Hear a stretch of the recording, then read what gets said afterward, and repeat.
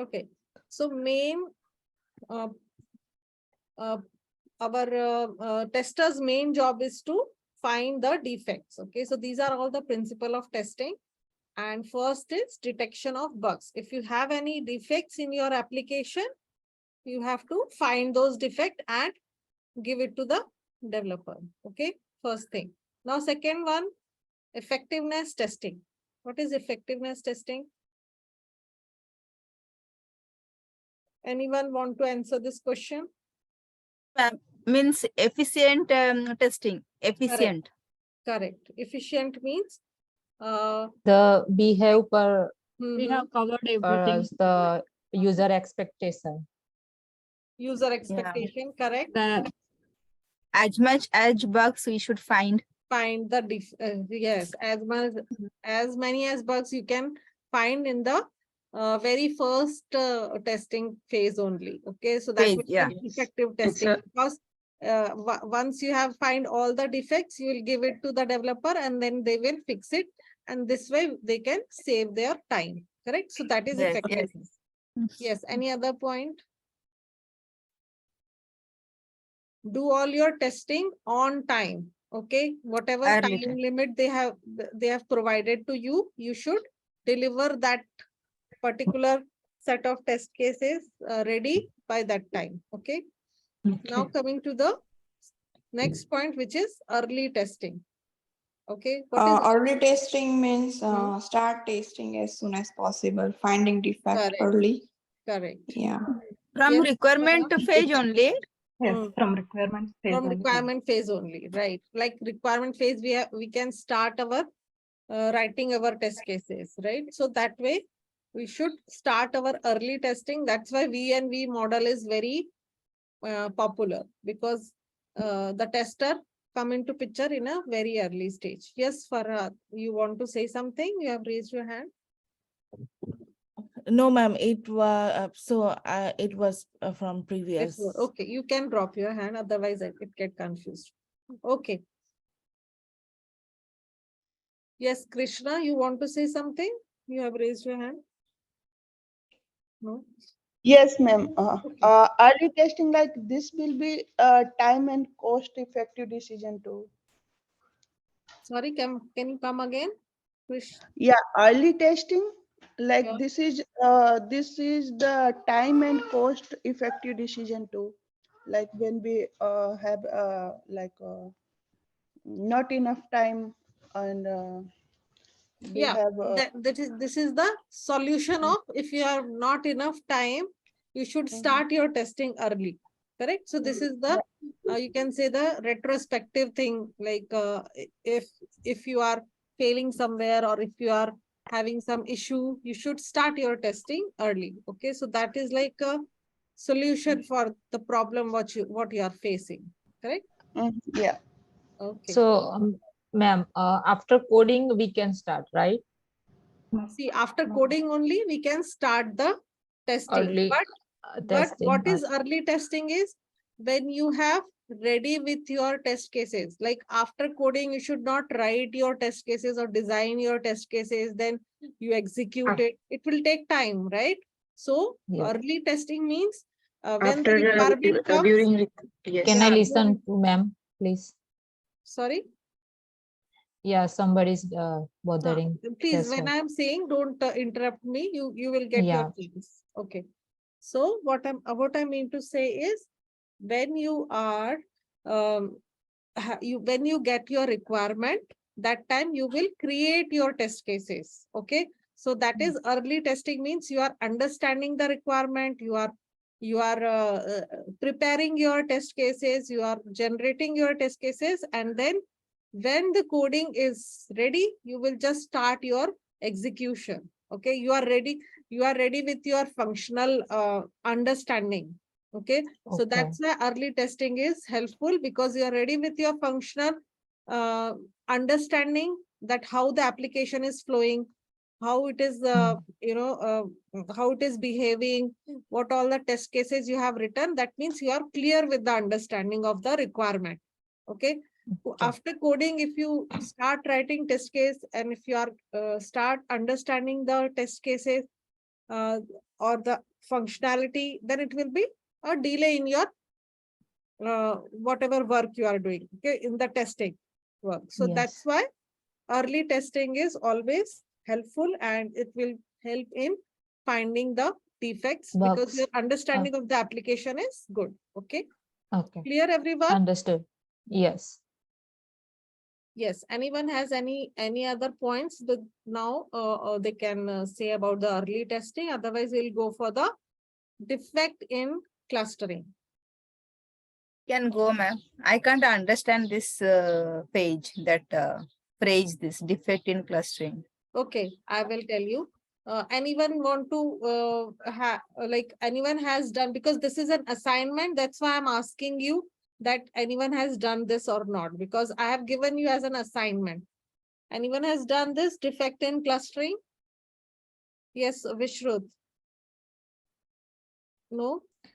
You have raised your hand, that's why I asked. Yeah, so many times I tried to unmute and I was not able to, sorry. Okay, okay, no Okay, problem. so defect in clustering is basically small number of modules contain most of the defects detected. Hmm. To just say in easy terms, there was a principle by Pareto to software testing. He said that approximately 80% of the problems are Hmm. found in 20% of the modules.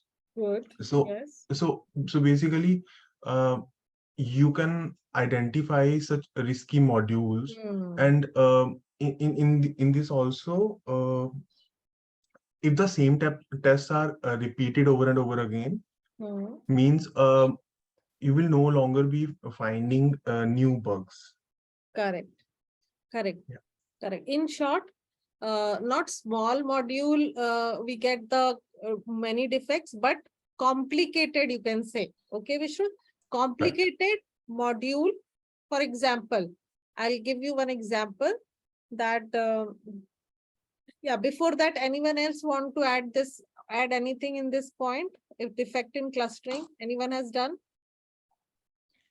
Yes, it's a principle that states that 80%, it's actually the figure that 80% of the defects or the bugs are in the small module. All So, module. and 20% are scattered all over the software, we can say.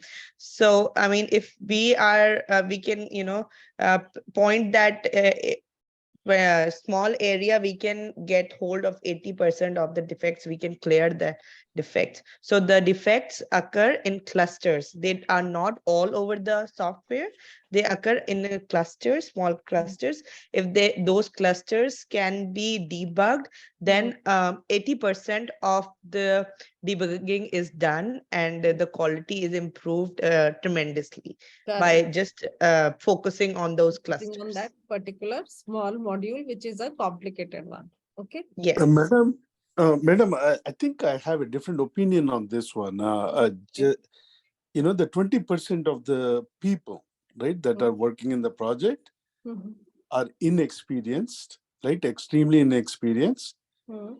and their modules are always because they assigned individual people to each module usually, and they mess up the modules pretty badly. Okay. Yeah, Okay. that I mean, I've seen in the projects where people who are either inexperienced or uh, extremely careless. Okay. But here, Gary, what we are doing here is what we are trying to understand the principle of testing. That means Mm. defect in clustering. There is a point where you find that I'm telling you with example, then it will be more clear to you. Suppose we are making a credit card, okay, credit card application, okay, Okay. or you can say that we are going to have a Amazon card application, Amazon shopping application, okay, Amazon shopping application. So what we do, we will search one product.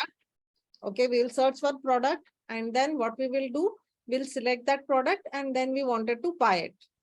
Okay, and it will be on your like your order list, correct? It will come to your order list, right? So what is the most difficult part in this process? Like this is one end-to-end process, right? You have selected, you have searched one product. Okay, suppose you have searched for an phone. Okay, Samsung phone. Okay, you have searched for a Samsung phone. You have searched it. You have selected it. It will go to your first. It will go to your cart.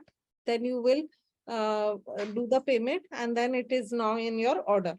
Okay, so this is the end-to-end process. Now in this process, it is very easy to find that where you will get the most difficult, or you can say most complicated part of the process. Can someone guess what is the most like complicated part? I guess it's Payment. payment details. Payment. Payment. Crossing the payment. Crossing the payment. Yeah. Okay. The So details and processing, yeah. yeah, processing the payment. Okay. So one, Madam, I've seen also the people who so there is something called availability, right? So the product might be available and might not be available correct, by the time you finish your search. Yes, search, correct. because some other people are also concurrently making certain Yes. purchases. So right? yeah, the repository should be there, like, correct. So the availability of the product is also should be there, correct. So that Right. is While you're doing the search, the Mhm. product might be there, right? Then, and by the time you finalize, someone might have grabbed it, but as a inexperienced developer, you missed it. Because I've seen in the projects, most correct, of the correct. It inexperienced could happen. people, Yeah. it yeah, could happen. they create more issues with Yeah, the but in project being delayed. Amazon, it is flowing perfectly. So I'm taking the example of Amazon. We are just testing. We are not in that coding part. We are in the testing part. Okay, so we are testing, and that's what our job is. Like if it is happening that if two people are applying for one product and if the repository is not there, then you have to raise a defect for that. Correct? Not the repository. Repository is there, but what I'm saying is, let's say a search module, right? Search module, right?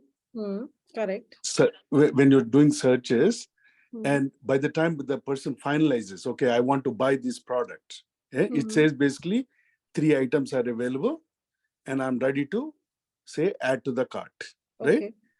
By the time I add to the cart, at the final stage, just before adding, I have to recheck again because some people might have bought it already, those 3 items, right? Yes, correct. So the inexperienced programmer, what they'll do is they won't check because they think, assuming that the product is taken, is already, it's available, 3 still available, and they'll let it go. So what all I'm suggesting is the inexperienced people who manage this who develop this module, right? Sir, excuse me. Sorry to interrupt actually. Mhm. Actually, she just gave a sample of the flow. She just asked, what is the complicated part? No, Okay. we were Yeah. talking about paradox, right? In the principles of testing that defective clustering, right? Defective clustering, right? We are talking about. Defect in I clustering. feel Defect in Yeah. clustering. Yeah. Yeah. For Yes. in regards to that, I'm saying usually most of the modules, each module is assigned to one key person, Correct. For right? searching, And there is one module. right. Searching, there is one module. Login is one module, and then payment is another module, and then going to the order part is another module. Okay. So all these are different modules. That's what I'm saying. Modules.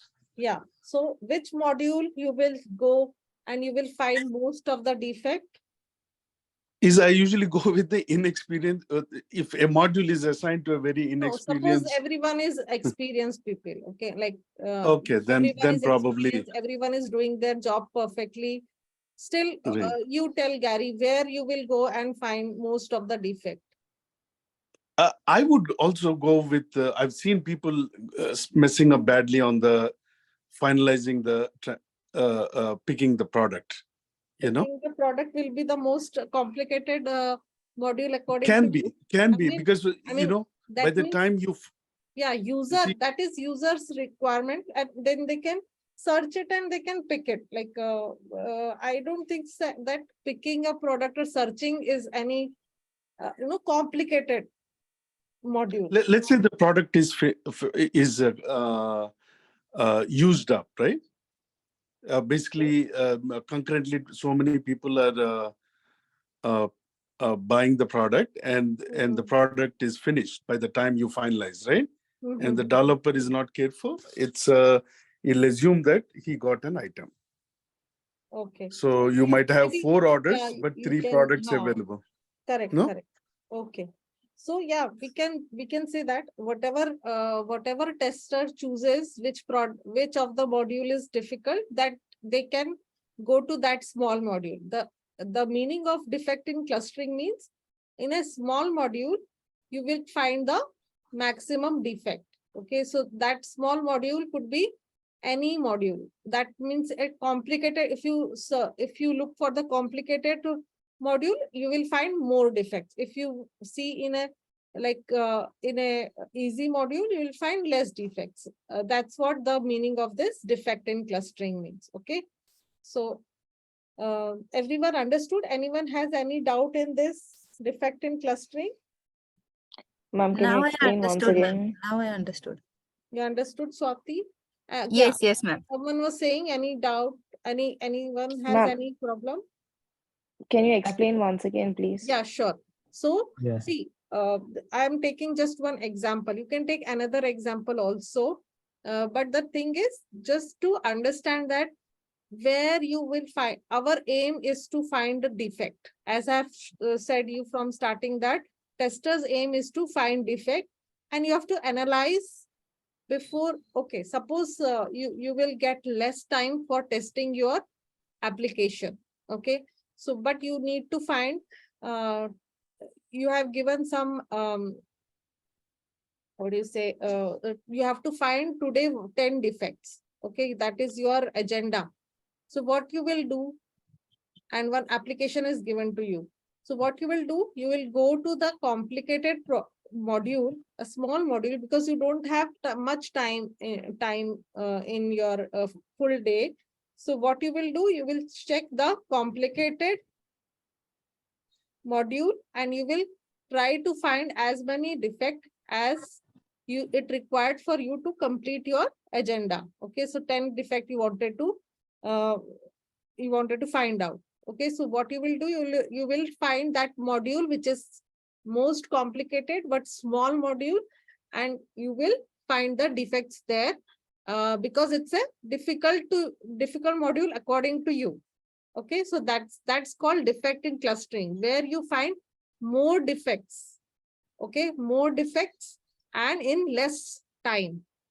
So that's the principle of test, means that's the idea of defect in clustering, because there you find more defects in less time. Okay, and as the principal also said correctly by I think Vishrud has said that this happens that 80% of the defects are in one module and 20% of defects are scattered in the other part of the module. Okay, so it happens.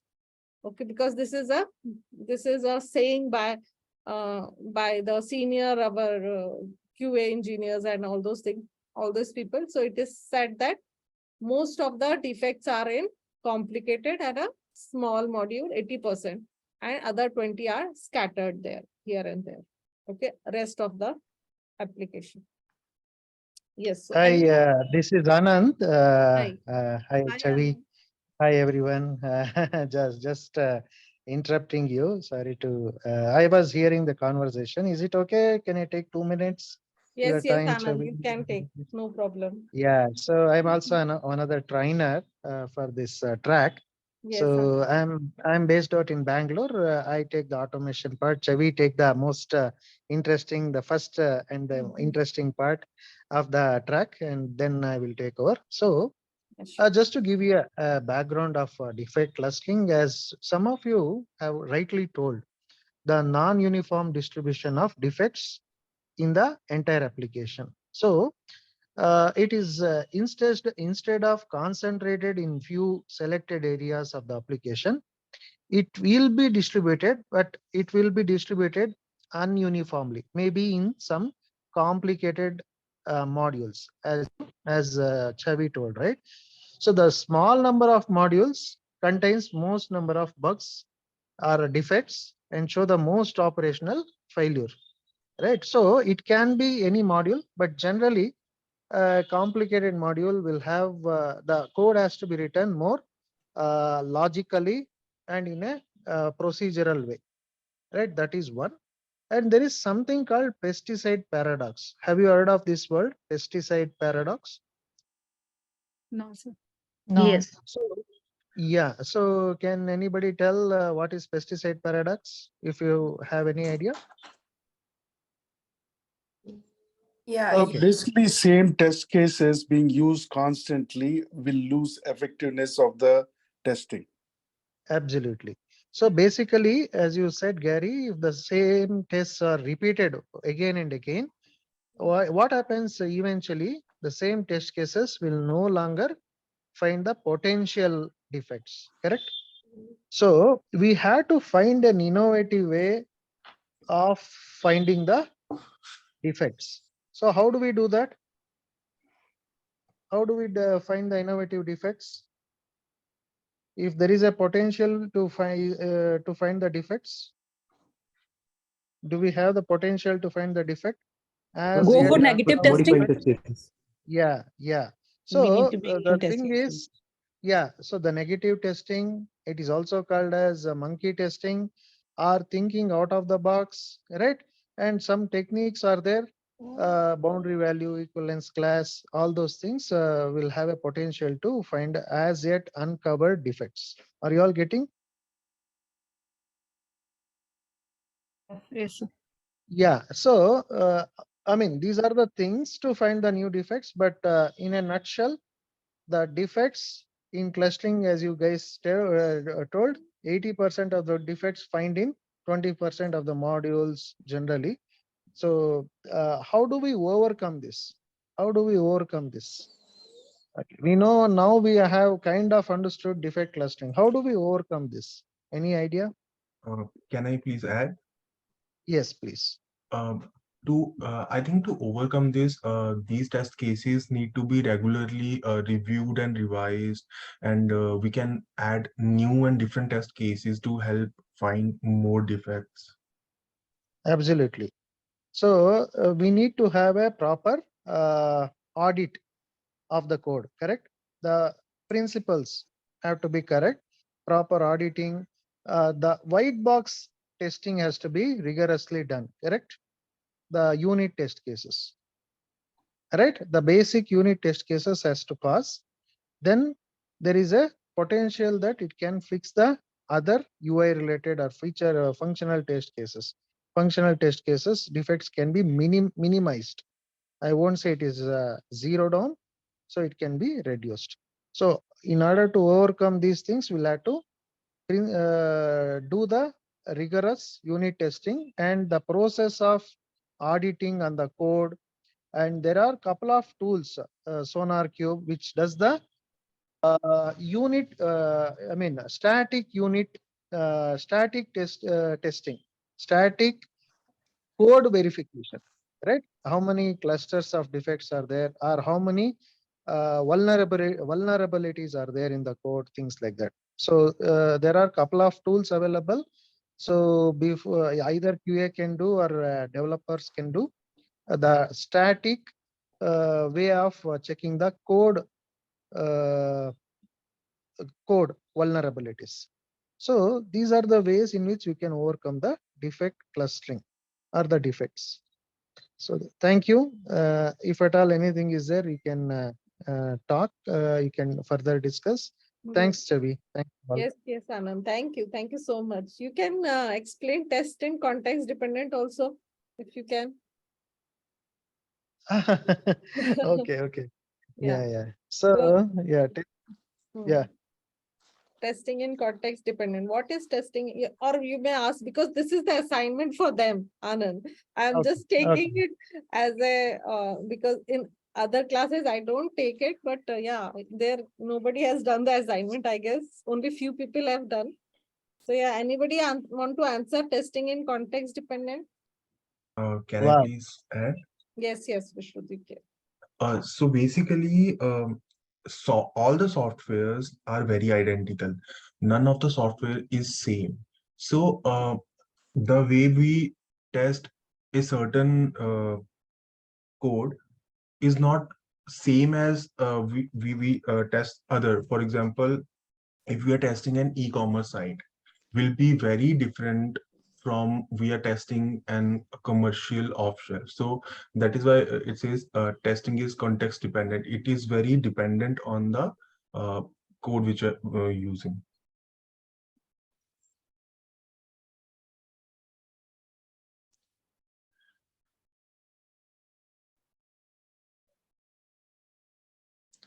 Yes, Anand, would you want to add something here on this? Yeah, I can. I was on mute. Yes. Okay. So, yeah, basically context-driven testing is we are focusing on the dynamic testing approach with different conditions. So I think you all know static and dynamic testing, right? What is static testing? So it's basically verification of the documents, right? Verification. It's a Yeah. verification. Yeah, verification of the documents against the Okay. requirements, right? So what is dynamic testing? It's a validation. Validation. Of on the application. Yeah. Yes. So which comes first, static or dynamic? Static. Static. Static. Correct. So because the documents are written, then only the development happens next. Then only we do the testing on the application. Am I right? Yeah. Yes. Yeah. So coming to the standard assessment methodology to test the software with the different operations. So context-driven software testing is a practical way of testing the executed by end users, by the end users in the real user conditions, in a real user environment, by the end users. Who are the end users here? The stakeholder, customers, the stakeholders. So I think the context-driven testing is more of how the application should behave in terms of customer requirement. So that is a kind of context-driven testing in my understanding. Right. Clear, everyone? And Yes. static and dynamic verification and validation is also part of assignment. So have you all done that? What is static Yes. testing? Yes, What ma'am. is dynamic testing? Good. Yeah. Okay. Okay. So if everybody is clear, next is error-free testing is a myth. Anyone has done this topic? Want to explain?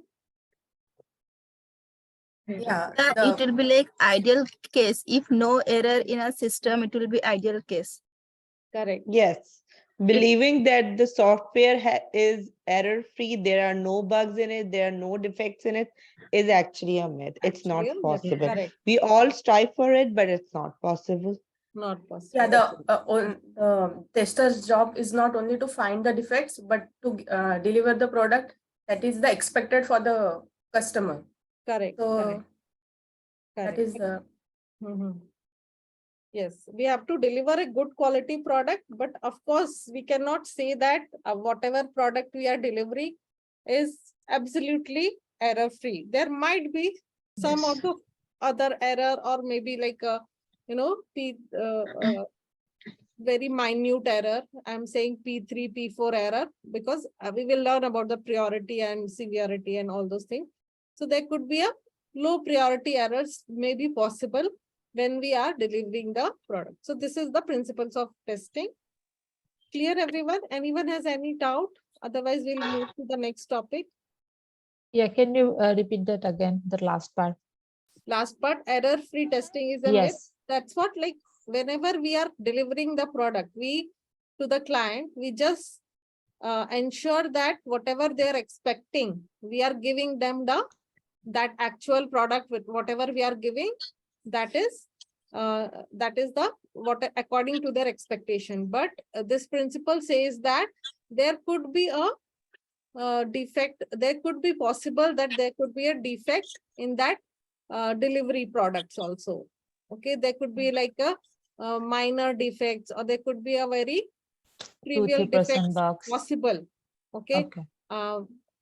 And So basically, just to add, yes, sir. error-free software is a myth, means it's a misunderstanding. It's a wrong notion. Correct. So all the software will have one or the other defects. So, but our objective being a QA engineer is to see to it the major functionality is working as per the expectation. So here and there, we can find some minor defects that is still okay, but it has to be fixed in the later builds. But it will go as a release as a known bug or known issues. So none of the softwares, even today, which are live, they will have one or the other defects, but that can still be absorbed. So that can still can live along with us. So, but our objective of testing is to minimize the errors as much as possible. And also we have to ensure the functionality is working as per the customer requirement, and major functionality should work seamlessly. That is the main objective. And error-free software testing is a misunderstanding. Okay, it is not possible practically. That is Correct. the meaning. Correct. Thank you. Okay. Thank you, Anand. Yes, Ankita, you have any question? You have raised your hand. Like I have one question that can we say that for the last principle of the testings, it is impossible to deliver the 100% bugs free product to the customer, right? Correct. But if Oh. yes, you can say like that. 100% bug free product you cannot deliver to the client. But if that defect is known, you should always inform to the client that this is the defect which we are having, and we are giving you the product. If it is not known to them, then also it's fine. If it is not known to you, then you cannot do anything, right? Okay. Yeah. Madam, can I quickly add something to it? Yes, sure, Gary, you can. Okay. So this principle, I think it really focuses on requirement. But if the requirements are not met, right, and your test cases show that 99% accurate, right, and still the product is not up to the par, so basically it's saying, it's you have a high percentage of accuracy, but the test cases are wrong, right? Still the project will fail. Even with the high percentage of test accuracy, still the project will fail, because so they're focusing on requirement, it looks like, from the online explanation I'm looking at. Okay. I think that's what they're focusing on. So I think basically, I think that this principle is trying to get our attention, testers' attention, to focus on requirements more. Yes. Okay. Yeah, always focus on your requirements, and accordingly, you should give the good quality product. That is our aim of our testers. Okay. Okay, Krishna or Ankita, you are raising your hand. Is there anything you wanted to add, or we should move to the next point? Okay, drop your hand if you don't have any question. Yes, can I say something? Yes, Krishna. Yeah. the last point, error-free testing is a myth. Like sometimes tester know there is a bug in a product, but it also give permission to release it because it's the bugs don't show any effect on the product. So he give the permission to release it. That is the error-free testing is a myth. Yes. Yeah. Yeah, correct. Good, Yes. good point, Krishna. Thank Okay. you, ma'am. Okay, then we'll move to the next point. So assignment is done, like these were the assignments. So usually I take 15 minutes to finish our last, recap or what you can say the assignment part, but it took little longer. Okay, so next point we will cover is about the software testing life cycle. Okay, so anyone know what is software testing life cycle? So software testing, can someone read this for me? What is written here? Software testing life cycle. Ma'am, I can. Yes, thank you. Yeah, you read it. Software testing lifecycle is a sequence of specific activities conducted during the testing process to ensure software quality goals are met. Correct. Software testing lifecycle identifies what test activities to carry out and when to accomplish those test activities. Correct. So this is about the software testing life cycle. Software testing life cycle is basically the subset of software development life cycle. When after coding we come on the testing part, so that testing phase, you can say in that testing phase we do all these phases.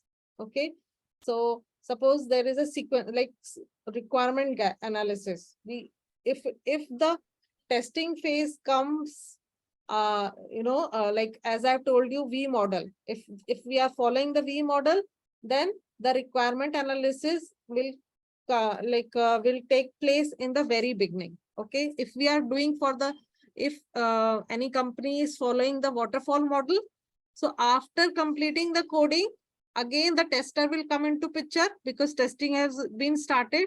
So again, tester has to do the requirement analysis, then they have to do the test planning, then they have to do the test development, and then set up the environment. As I said, always ask for QA environment. Okay, never do your testing on coding environment or the developers environment. Okay, so never do your testing on the development environment. Always ask for the QA environment, and there only you do your testing. And after that, you will do the execution and then submit your report. Okay, so this is the, you can say this is the subset of the software development life cycle. Okay, after coding, this all things should be done. That requirement analysis, test planning, test case development. What is test case development? Anyone? Yeah, step by step process of a Creation of requirement, test like case. case conditions. Yes. Yeah. Yes. I did So, test cases. writing your test cases is called as test case development. So this is your assignment for next class, that you have to write 20 test cases. Okay, 20 test cases on one particular site. Okay, or either you can take Facebook or you can take Amazon, Flipkart. You can take any site and write 20 test cases, 10 positive and 10 negative. Okay. Okay, ma'am. For login page or for which page particular? Any page you can write. Login page. Start from the login page. Of course, login page. You can take login page or you can take search page. Any page you can take, or better you take login page only, so it will be easy for you. So write 20 test cases of any application. Okay. And ma'am, what do you mean by positive and negative? Like some positive means that the test cases were passed, or they were failed, they were error, or No, there was negative yes, this test is case also a data big that we are putting in. Okay, there's a big confusion of if the test case is failing, that means it's a negative test case. No, it's not like that. Okay, the test case which has a suppose you are doing a login page and you are writing your correct login and correct password and you are entering into the system. Correct?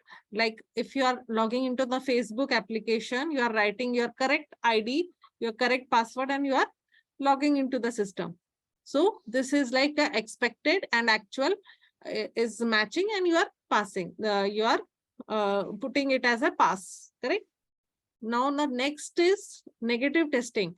What is negative testing? When you are entering the wrong password and correct ID. Okay, you are putting correct ID, but putting the correct wrong password.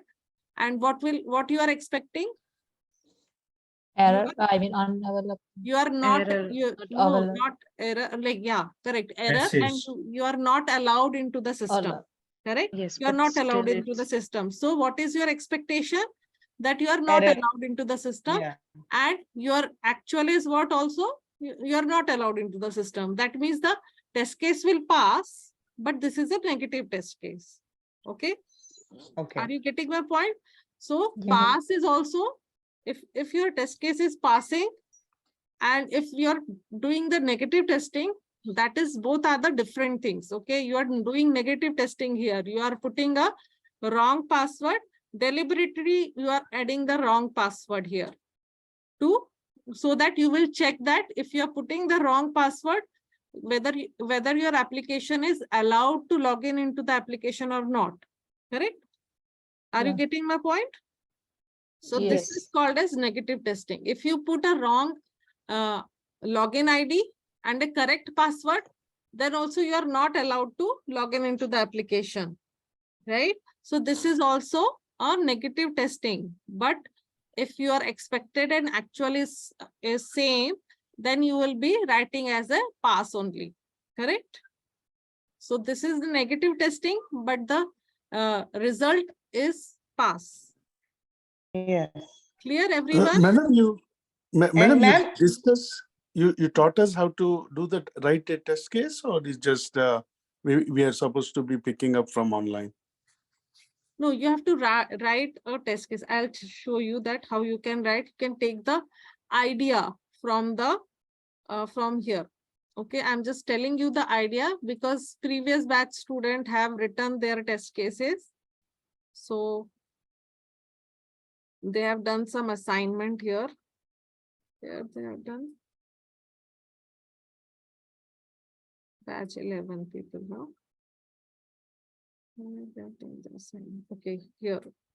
Okay, so here they have written this sheet access you already have. So test case number, test case summary, test description, okay, prerequisite, precondition. Okay, you can check here how to write your manual. These are all writing how to write a manual test case. Okay, so this is like test case number. Okay, verify sign in will be correct with correct email or phone number. Okay, here to validate the system application. Okay, he has started this like the steps. Okay, these are the steps. Step 1. Okay, navigate to the Amazon website. So here he's testing about the Amazon website. Okay, click on the sign in button. Okay, so this is the test data. Okay, so the Amazon site. Okay, and whatever is the expected result, user arrive on the Amazon site, expected and actual is as expected. So the result will be pass. Okay, like that you can do it. If you do it, you will understand. You can take a reference for this from this. Like precondition is what? What is precondition and prerequisite? Anyone? What is precondition? Precondition means whatever you have to do before doing any testing. Yes, someone was saying something. Okay, precondition means you have to do whatever you have to do before doing any testing. So you have to launch a browser, right? You have to open a browser, then you will go to your URL part, you will write the URL. Okay, so this is the precondition. Okay, so you can go through this this assignment, but write down your own assignment. Okay, don't just copy paste it. You can have your own way of writing. See, everyone has written their own way. It's not like there is no thumb rule. Only the different companies have their own way of writing. So there is no thumb rule that this is the way only we can write the manual test cases. No. Actually, you can use this template. Hmm. Just to add, you can use this template, and you can write it for example, Paytm. You can use it for Book Yeah, My Show or Google Pay, whatever, Zoom, whatever the applications, small applications. You can make use of this template, and you can write the test cases so that you all get an idea about the prerequisite, the test steps, and the expected result and all those things. The actual results you will write only at the time of executing the application and the status, pass or fail. So make sure you all practice with different applications. Each one of you pick and choose a different applications, use the same template, and you can probably use the similar template and create a new sheet with batch 12 assignment, something like that, so that it will carry forward for you people. It will be a good hands-on, and also a good practice you will get. And we can also take a look, and we can review it, and you can also do peer review, and we can give some suggestions, comments on how to improvise the test cases. So the objective is to make sure it should be properly covered. All the test cases should cover the requirements, and it should be simple and understandable. That's the idea. Thank you. Right. So just as batch 11 has done the assignment, name and everything, name and whatever application you are testing, that application name, you can write it here and do the and just copy paste whatever test cases you have written for which application. Okay. So it We will can be choose any application, right? As any banking application. or Yeah. oh, Any okay. application you can choose. Just write 20. Yeah, here also they have written 20 test cases. So like that, you write your 20 test cases so that it will be, if you write 10 positive, 10 negative, it will be more clear to you. It's only for your understanding that you are clear with the, how to write the manual test cases, because manual test cases writing is very important before you go to the automation. Okay, because manual is anyway will be there in your project. Fully automated application are very rare. Okay, going back to our Chevi, yes. a small doubt. Like you said, like negative testing, 10 test cases and positive 10 test cases. Can you explain me what is negative and what is positive in this? Normally, we'll write all the test cases if we see it on the screen, like the application. Correct. So what is the difference between negative Yes. and positive, which you are explaining? Yeah, I just explained. Someone want to explain? Ravi, can I? Yeah. Yeah, can I? Yes, Satya, Yeah. you can explain.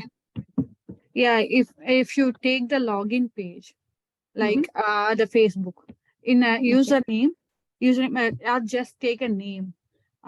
If you enter just alphabets, then it should not throw any error.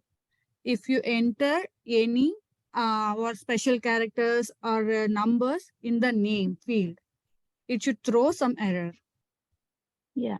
Yes, throwing error is a negative test case. Negative testing, yeah. Yes, but it doesn't mean that it should fail. Okay, if it is expected, whatever is expected is coming actually, so it will pass only, right? So if you are expecting an error message, yeah, Correct. So pass and fail is a different thing. Okay. So it is like a result.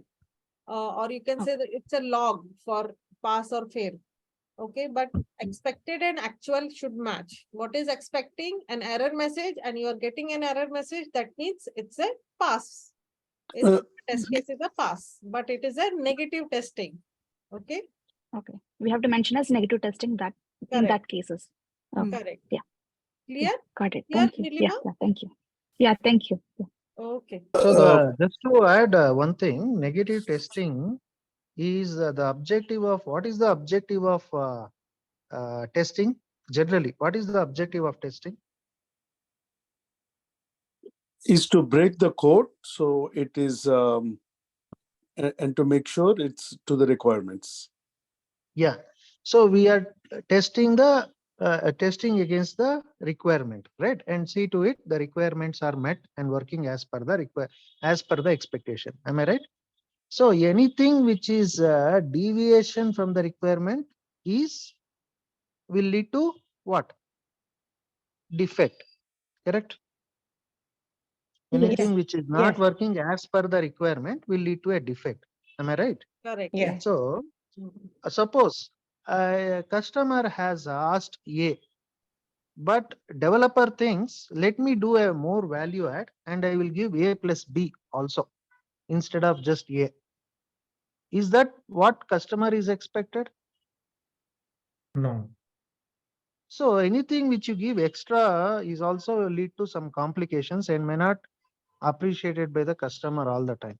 So let us stick to the requirements as per the requirements. So in a nutshell, a negative testing objective is to see to it the application breaks basically, because we are thinking out of the box, right? And to ensure the application doesn't break, but if it breaks, then it will lead to a potential defect. It need not break, even as Chavi told, but in case, as I said, it is out of the box thinking. The objective of negative testing is to see to it we are discovering an as yet undiscovered error, which is not yet discovered error. So we have to think in those lines. The tester mindset should be in such a way that test to break attitude should be there, right? Negative thinking should be there at the time of testing. Okay. At the time of testing, so that we are bringing the value add by raising the defect. Am I making sense? Yes, Yes. Anand.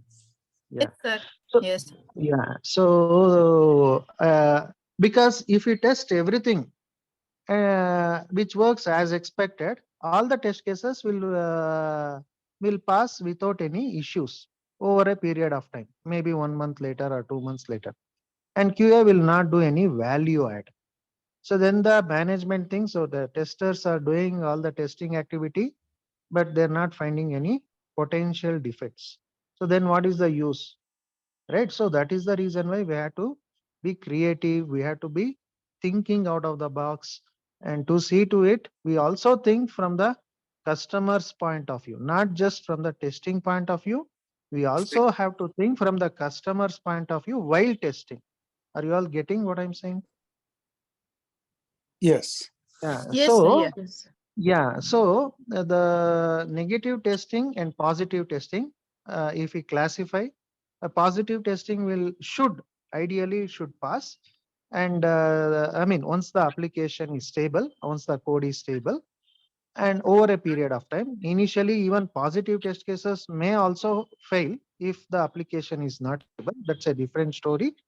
But when the application becomes more stable, then we have to find the defects which are not yet discovered. So that is when our experience, out of the box thinking, the creative thinking, all these things comes into picture to find the potential bugs before caught by the customers. The QA has to find. So that is the whole intent behind the negative testing. As a principal, is unit test cases also being assisted by testers to develop those cases? Yeah, actually, a good question. usually unit testing is done by the developers because the developers know the flow of the code, the loops, conditions, the logic, everything is written by the developer. So unit testing comes in the white box testing. It is generally done by the developers.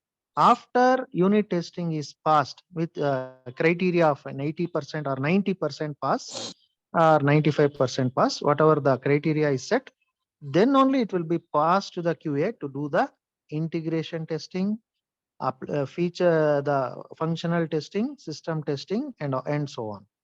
So generally, unit testing is done by the developers. Okay, sir. Yeah. Yes. Thank Yes. you. Yes, Over to you, Anand, Chavi. thank you. Yeah, thank you, Anand. Yes, so as Anand said, our main aim is to break the system and to find as many defects as we can. Okay, so yes, Shaviji, I have a quick question. yes, Gary. From Devji, I understand that we have to come prepared so that we are putting more input into the class. So I see videos of previous classes or previous sessions that occurred before our batch. Very good. Is there a notes also like that? Notes means I Uh, don't. so the definitions you're giving and all that, there is a place where there is a kind of a Written form yeah only. Notes. manual. Manual. I have shared few of the what you can say links with the Interview questions. yeah, interview questions. There you can find all the questions what we are discussing here about the about. So, for example, 7 principles you gave us homework, right? Are we supposed to research on the web by ourselves, Yeah, or is it? you can search in the web. Yeah, it's like a very easily available on the web. If you write some 7 principles of testing, it is very easily available. So that's But why. I was wondering if there was any notes of your own that also we need to refer. That's Okay. all I'm asking. Okay. No, right? Not like that. Okay. Just go online and get it. Yes, correct. Okay. Thank you. Yeah, basically the idea is to ensure that you guys are new to testing. So to gain the knowledge, we are covering the basics, and in one of the basics is to know the principles of software testing. So it can be 7 or 5, whatever. We should be knowing all these things before we face the interview, things like that. So that is the reason why we should be knowing the jargons. As I keep seeing the conversation with Gary and other people, no. So the technical words we have to use, and for those point of view, and also from the knowledge point of view, and from the interview point of view, we should be knowing all these things. So that is the reason why we are covering all these things. And if we know, and if you have any doubts on these principles or types of testing, or what is the objective of testing, what is a requirement traceability matrix, so all those things will be covered by Chavi, but we have to pay attention to those and understand and how to apply and how to position ourselves during the interview. These are the things that you guys have to ramp up as the classes go on. As you have to just follow the assignments. If I give you some assignments, because this is just a additional part, we will be teaching about the manual testing concepts and all those things. Okay, so good. Okay, coming to Can I add a little bit to what Mr. Anand has said? yes. Yeah, I think one of the things that everyone should pay attention to is Devji was saying, everyone will be more or less marketed for 5 years of experience. Right. So you cannot lie without knowing anything. Right. So you need to know some substance. That's the whole idea of being comfortable with technical words. Correct. Yeah, just to add,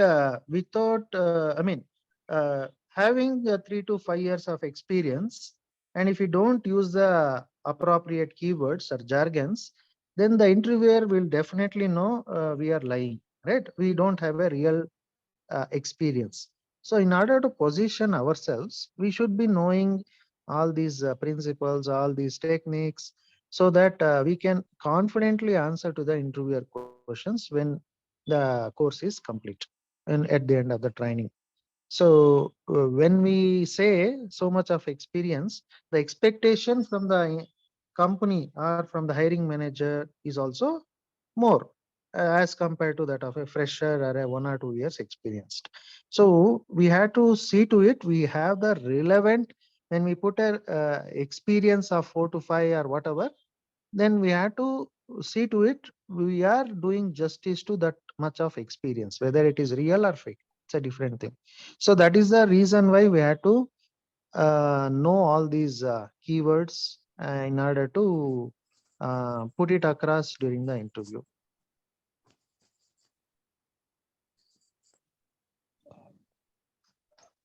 Yes. Okay. Hmm. Okay. So Is clear. everybody, Yes. how many of you are new to the testing space out of 30 plus? I'm totally new.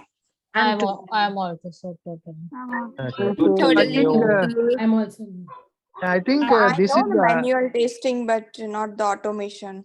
I am right. also new. I know. Yeah, Okay, I'm so I also same. think new. you are on Me the too. right track. You guys are on the right track. That is the intent behind teaching from the basics. We are teaching from the basics, and Chavi Yes. is teaching in a slow and very steady passion, so that you all can get into the concepts thoroughly. And as you do more and more practice, whatever the assignments Chavi is asking you to do, then you will get more confidence as you do it. If you don't do it, then obviously you will be you will be missing out certain areas. So my suggestion, sincere suggestion is, you guys have to discuss which you are doing. Secondly, you need to practice, and then you have to ask. You have to be more interactive as you are doing now. So these are the three things which you guys have to keep in mind while you are learning. So that is the best way of learning. The best way to learn is to read, practice, and discuss. Yes. That is the key for Ananji, there are success. some. I'm sorry. Ananji, there are some good books out there. Would you recommend any of them?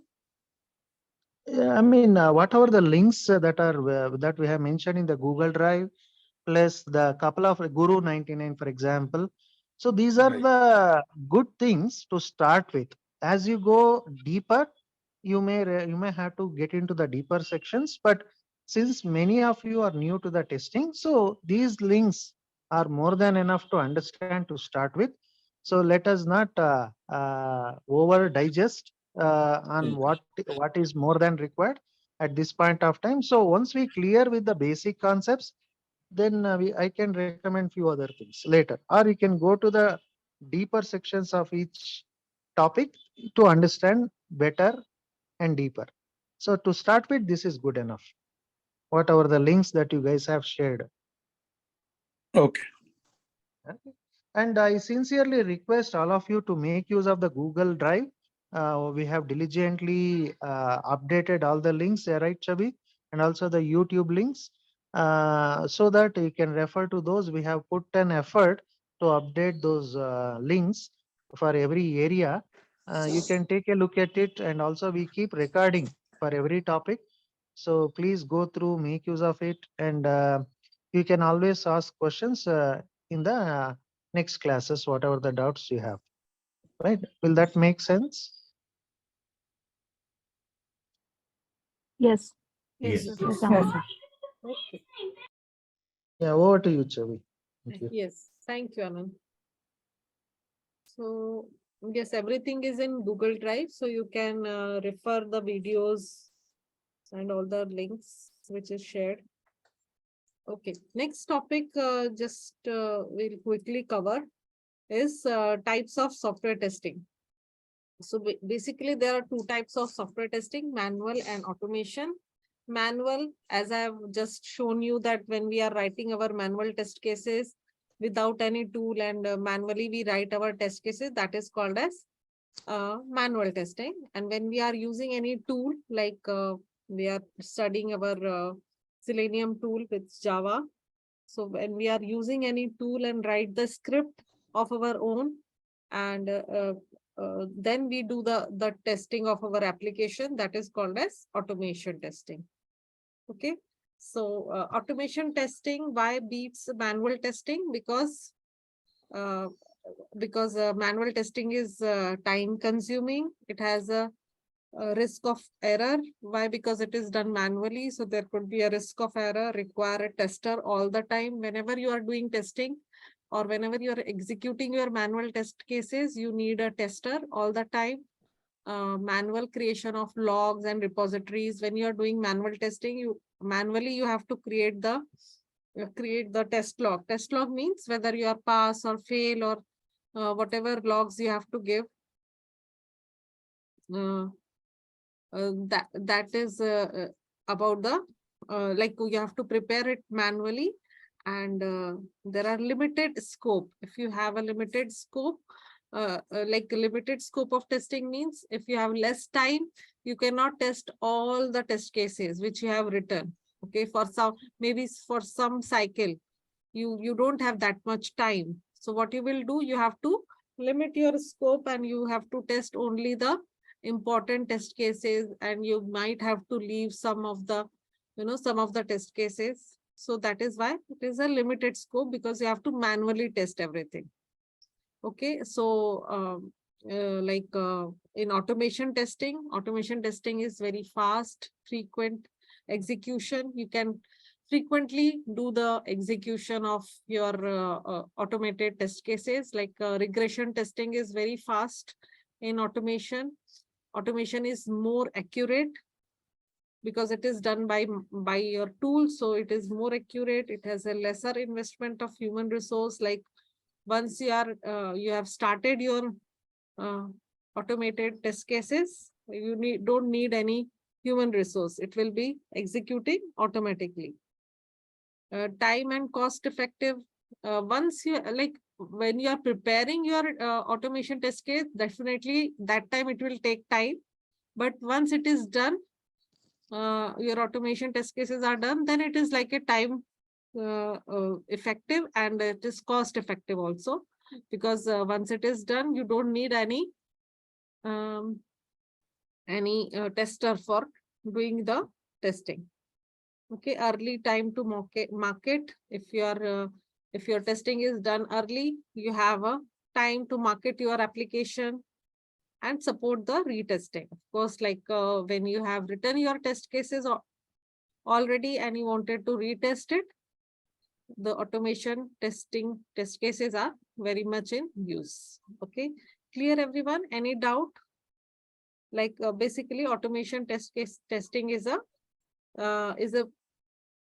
much more faster, and all those topics are all those things which we have covered here. Yeah. Yes, anyone has any doubt? Yes, Millen has said initial costing is high in automation. Yes, as I've said, but and even the time is also invested when you are doing your script writing, when you are creating your test cases. After that, it will be a easier job. Okay. Yes, in longer run, it is cheaper. Correct, Millen. Yes, sir. Shravya, you have to say anything. You have raised your hand. Anything you want to So, add? ma'am, on weekdays, what would be the duration of the class? Because it's Yes. like evening here, and I have a toddler too. Okay, okay. So I'm Yeah, just we are. wondering, it's going to, yeah. Yes, we Sorry. are about to finish our class now, because it's like a 1 hour class only. But as the topic raises, we have not covered the topic which I thought we will cover right now. So yeah, we have to. We are No,